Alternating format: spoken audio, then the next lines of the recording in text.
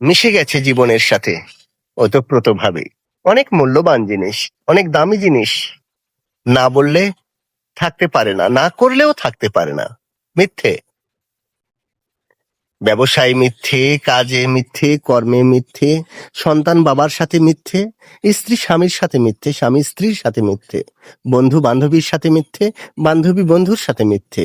মিথ্যে না বললে বোধহয় কোনো কিছু সার্থক হয় না, কোনো কিছু হাসিল করা যায় না। আরে ভাই, মানুষ যা নিয়ে সবসময় বেঁচে থাকার চেষ্টা করে, ধর্ম, এখানেও মিথ্যে ওতপ্রোতভাবে জড়িয়ে গেছে। দেখতে পান না কত ধরনের কেচ্ছা কাহিনী, কত অভিনয়, কত সংলাপ, মিথ্যে কত নাটক বলে ধর্ম ব্যবহার করে অর্থ লোপাট করে, পকেট খালি করে দেয়।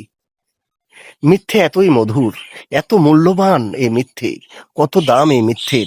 মিথ্যে ছাড়া জীবন যেন বড়ই অচল, কি বলেন আপনি?